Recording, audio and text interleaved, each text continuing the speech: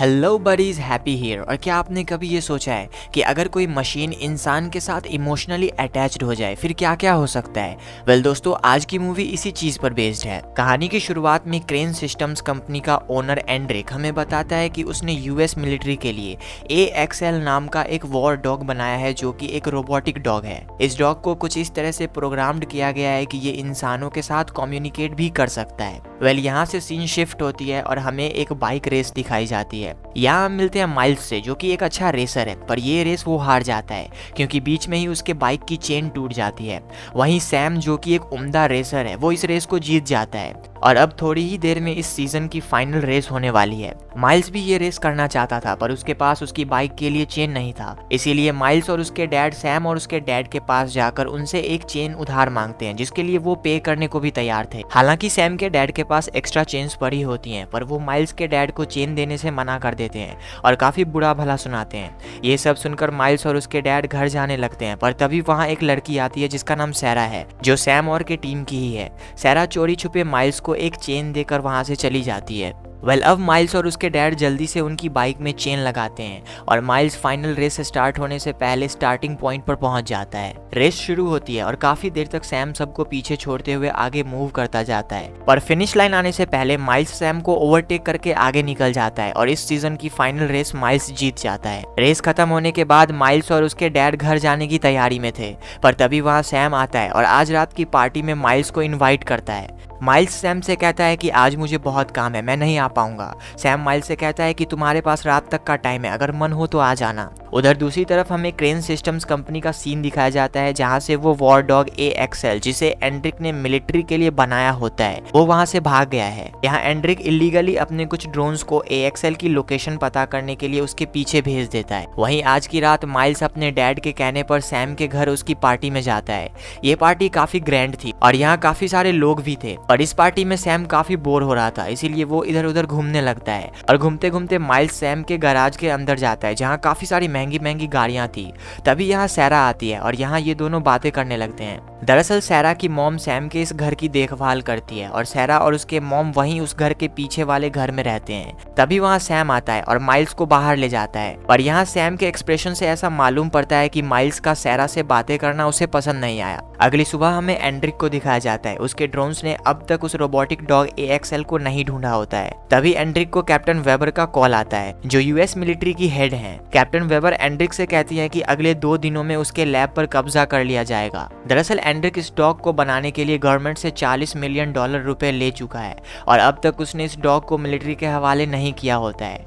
वहीं हमें माइल्स को दिखाया जाता है, जो अपने बाइक को धो रहा था। तभी वहाँ सैम अपने दोस्तों के साथ आता है और माइल्स को अपने साथ पहाड़ियों पर ले जाता है, जहाँ वो लोग स्टंट्स करते हैं। ये सारे अपने स्टंट्स को कैमरे के थ्रू सोशल मीडिया पर लाइव दिखा रहे थे। यहाँ सैम अपने कुछ दोस्तों के जरिए माइल्स के बाइक के साथ छेड़छाड़ कर देता है, जिससे कि स्टंट करते वक्त माइल्स काफी ऊंचाई से गिरता है और उसे काफी चोट भी आती है। सैम और उसके दोस्त माइल्स का सामान और बाइक का फ्यूल रखकर वहां से चले जाते हैं। दरअसल सैम माइल्स को इसीलिए वहां लाया था ताकि वो उससे बदला ले सके। थोड़ी देर बाद माइल्स उठता है और अपने बाइक में फ्यूल भरकर घर की तरफ जाने लगता है, और उसकी बाइक स्टार्ट नहीं होती और तभी उसे वहां के एक कंटेनर से कुछ आवाजें आती है। वो उस आवाज को फॉलो करते हुए कंटेनर के अंदर जाता है और यहाँ उसकी मुलाकात होती है उस वॉर डॉग AXL से। हालांकि पहले तो वो डॉग माइल्स पर हमला कर देता है और भागा दौड़ी के दौरान उस डॉग को काफी चोट भी आ जाती है और वो घायल हो जाता है, पर माइल्स उसे वहां छोड़कर नहीं जाता, वो उसे ठीक करना चाहता था। जैसे ही माइल्स उस डॉग के पास जाता है, वो डॉग अपने आप को माइल्स के फोन से कनेक्ट कर लेता है और कहीं ना कहीं उस डॉग के अंदर का प्रोग्राम माइल्स को अपना दोस्त मानने लगा था।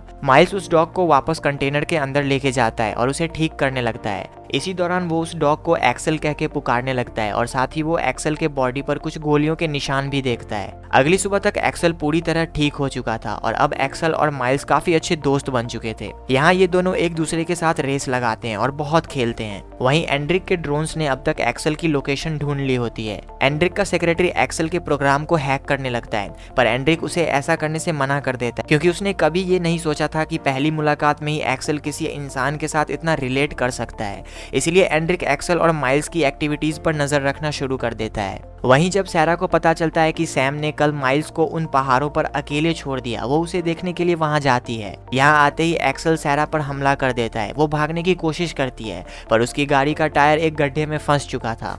पर तभी वहां माइल्स आ जाता है और सैरा को एक्सेल से बचा लेता है। साथ ही वो उन दोनों की दोस्ती भी करवा देता है।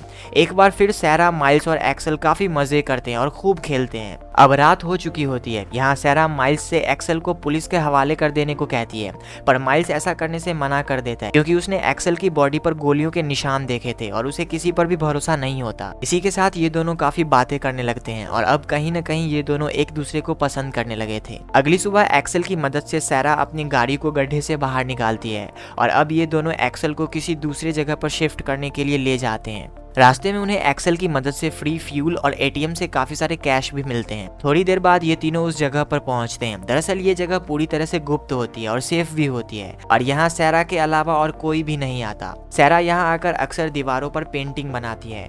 यहाँ एक्सेल उन सारी पेंटिंग्स को स्कैन कर लेता है और तभी उसकी बॉडी से एक प्रोजेक्टर निकलता है और अब माइल्स और सैरा को ये पता चल गया था कि एक्सेल एक वॉर डॉग है जो यूएस मिलिट्री के लिए बनाया गया है और इसका काम दुश्मनों को मारना है। इसी के साथ एक्सेल की बॉडी से एक डिवाइस भी निकलती है जो बेसिकली एक फिंगरप्रिंट स्कैनर था। पर इस डिवाइस की खास बात ये थी कि जिसकी भी फिंगरप्रिंट उस पे होगी वो एक्सेल को पूरी तरह से कंट्रोल कर सकता और वो चाहे तो इससे लोगों को मरवा भी सकता है। यहाँ माइल्स उस डिवाइस में अपनी फिंगरप्रिंट स्कैन कर देता है और अब एक्सेल पूरी तरह से उसके कंट्रोल में था। पर तभी वहाँ सैम आ जाता है। दरअसल सैम ने सैरा की मॉम के फोन में उसकी लोकेशन डिटेक्ट कर ली थी। सैरा माइल्स को एक्सेल के साथ छुपने को कहती है और सैम से खुद डील करने के लिए जाती है। पर यहाँ सैम सैरा को उसके और माइल्स को लेके फोर्स करने लगता है। तभी माइल्स वहां पर आ जाता है और एक्सेल से उसे खूब पिटवाता है पर सैरा उनकी लड़ाई छुड़वा देती है और सैम वहां से भाग जाता है। यहाँ सैरा माइल्स पर बहुत चिल्लाती है क्योंकि उसकी मॉम और वो सैम के घर का ख्याल रखकर ही अपने खर्च निकालती है। हालांकि यहाँ माइल्स सैरा को सैम के पास जाकर इस झगड़े को शांत करने को कहता है और वो अपनी गलती के लिए काफी शर्मिंदा भी था। पर सैरा उसे और एक्सेल को छोड़कर कहीं नहीं जाना चाहती। यहाँ सैरा माइल्स को एक्सेल के लिए उसके डैड से हेल्प मांगने को कहती है और इसीलिए ये दोनों एक्सेल को वहीं छुपाकर माइल्स के डैड से मिलने के लिए चले जाते हैं। माइल्स के डैड माइल्स से एक्सेल को पुलिस के हवाले करने को कहते हैं पर माइल्स ऐसा नहीं कर सकता था क्योंकि एक्सेल एक वॉर डॉग है और कोई भी उसका गलत इस्तेमाल कर सकता है। वहीं सैम अपने कुछ दोस्तों के साथ उस जगह पर आता है जहां एक्सेल छुपा हुआ है और यहाँ वो बड़ी चालाकी से एक्सेल को फुसलाकर उस पर फायर गन से हमला कर देता है। और जब तक सैरा और माइल्स को ये बात पता चली और वो लोग वहां पर पहुंचे तब तक सैम एक्सेल को जलाकर वहां से निकल चुका था। सैरा और माइल्स को लगता है कि एक्सेल अब मर चुका है पर तभी एक्सेल वापस उन दोनों के मोबाइल से कनेक्ट हो जाता है जिसका मतलब है कि एक्सेल अभी भी जिंदा है। एक्सेल मोबाइल के थ्रू सैरा और माइल्स को डायरेक्शंस बताता है जहां उसे फिक्स किया जा सकता है। सैरा और माइल्स उस डायरेक्शन के मुताबिक एक 3D प्रिंटिंग शॉप में जाते हैं और वहां की कंप्यूटर्स की मदद से सैरा और माइल्स एक्सेल को फिक्स करना शुरू कर देते हैं। वहीं दूसरी तरफ एंड्रिक को उसका डॉग वापस चाहिए था और क्योंकि एक्सेल अभी ऑफलाइन था तो उसे एक्सेल की लोकेशन पता नहीं थी। इसीलिए एंड्रिक अपने एक आदमी को नकली पुलिस ऑफिसर बनाकर माइल्स के डैड के पास भेजता है वो फिंगरप्रिंट स्कैनर वाली डिवाइस लेने के लिए। और माइल्स भी वो डिवाइस अपने डैड के घर ही भूल कर आ गया होता है। पर माइल्स के डैड समझ जाते हैं कि ये नकली पुलिस है, इसीलिए वो उस नकली पुलिस वाले को पकड़कर डिवाइस को सेव कर लेते हैं। इधर सैरा और माइल्स ने एक्सेल को फिक्स कर लिया होता है और अब एक्सेल की हार्डवेयर रीस्टोर होनी शुरू हो जाती है। इधर सैरा और माइल्स ने एक्सेल को फिक्स कर लिया होता है और अब एक्सेल की हार्डवेयर रीस्टोर होनी शुरू हो जाती है और इस वजह से एंड्रिक को एक्सेल की लोकेशन पता चल जाती है और वो अपने कुछ आदमियों को वहां पर भेज देता है। अब थोड़ी देर बाद वो लोग उस शॉप में पहुंच जाते हैं पर अब तक एक्सेल की हार्डवेयर रीस्टोर हो चुकी थी। यहाँ एक्सेल उन सभी लोगों को मारकर सैम के पीछे उसे मारने के लिए जाता है क्योंकि उसी की वजह से उसका ये हाल हुआ था। सैरा और माइल्स भी सैम को बचाने के लिए एक्सेल के पीछे जाते हैं। एक्सेल सैम का पीछा करते करते उसके घर तक पहुंच जाता है जहां आज फिर से एक पार्टी होती है। एक्सेल सैम पर हमला कर देता है और उसे मारने लगता है पर तभी वहां माइल्स आ जाता है और सैम को बचा लेता है। लेकिन तभी वहां पर वो ड्रोन्स जो एंड्रिक ने एक्सेल के पीछे छोड़े थे उसकी बॉडी से आकर चिपक जाते हैं और उसे काफी इलेक्ट्रिक शॉक देते हैं जिससे कि एक्सेल बेहोश हो जाता है। और तभी वहां एंड्रिक के लोग आकर एक्सेल के साथ साथ सैरा और माइल्स को भी उठाकर ले जाते हैं। इसके बाद हमें दिखाया जाता है कि एंड्रिक ने फिलहाल एक्सेल को कंट्रोल किया होता है पर पूरी तरह से कंट्रोल करने के लिए उसे वो डिवाइस चाहिए। एंड्रिक माइल्स से उस डिवाइस की मांग करता है पर माइल्स मना कर देता है। इसीलिए एंड्रिक सैरा के चारों तरफ एक बॉक्स बना देता है और अगर सैरा उस बॉक्स से बाहर आई तो एक्सेल उसे खत्म कर देगा। वेल सैरा एक्सेल को चकमा देकर बॉक्स से बाहर निकल जाती है और एक पेन लेकर वापस बॉक्स के अंदर आ जाती है। यहाँ पर सैरा वही ड्राइंग्स बनाती है जो उसने उस सीक्रेट प्लेस की दीवारों पर बनाया था, और क्योंकि तब एक्सेल ने उन ड्राइंग्स को स्कैन कर लिया था, वो एंड्री के कब्जे से बाहर आ जाता है और एंड्री के लोगों को मारने लगता है। पर तभी बाहर कैप्टन वेबर मिलिट्री के लोगों के साथ आती है और एंड्री को अपने कब्जे में कर लेती है। कैप्टन वेबर माइल्स और सैरा को बाहर आकर एक्सेल को उनके हवाले करने की वार्निंग देती है, पर यहाँ माइल्स और एक्सेल सबको चकमा देकर भाग जाते हैं। यहाँ हमें काफी अच्छी चेजिंग देखने को मिलती है, जहाँ मिलिट्री का एक चॉपर माइल्स और एक्सेल के पीछे था और ये दोनों भागे जा रहे थे, पर एक जगह पर आकर इन्हें एक खाई से कूदना पड़ता है और इस वजह से माइल्स काफी घायल हो जाता है। वो आगे नहीं जा सकता था, इसीलिए वो एक्सेल को भागने को कहता है। हालांकि एक्सेल का प्रोग्राम उसे माइल्स को बचाने को कहता है, पर फिर भी एक्सेल वहां से भाग जाता है। कुछ दूर तक भागने के बाद जब एक्सेल समझ जाता है कि अब वो नहीं बच पाएगा, वो अपने सारे मेमोरी और डाटा को ड्राइव पर अपलोड कर देता है और खुद को इनबिल्ट बॉम्ब से उड़ा देता है। ये पल सैरा और माइल्स के लिए काफी इमोशनल होता है। अब हमें कुछ दिनों बाद का सीन दिखाया जाता है, जहाँ हमें पता चलता है कि वो कोड जिससे एक्सेल को प्रोग्राम किया गया था वो अब भी डार्क वेब पर कहीं ना कहीं अवेलेबल है और अंदर ही अंदर वो कोड कुछ रिबिल्ड कर रही है। वहीं हमें सैरा और माइल्स को दिखाया जाता है जो बीच पे होते हैं। यहाँ सैरा माइल्स को एक लिफाफा देती है जो उसके डैड ने भेजा होता है। वेल दोस्तों, इस लिफाफे में वही फिंगरप्रिंट वाली डिवाइस होती है। जैसे ही माइल्स उस डिवाइस पर अपना फिंगरप्रिंट देता है, वो डिवाइस एक्सेल के साथ पेयर होने लगती है और तभी सैरा और माइल्स का मोबाइल एक्सेल से कनेक्ट होने लगता है, जिसका मतलब है कि एक्सेल कहीं ना कहीं अब तक जिंदा होता है। और इसी के साथ ये कहानी यहाँ पर खत्म हो जाती है। आशा करता हूँ कि आपको ये कहानी पसंद आई होगी।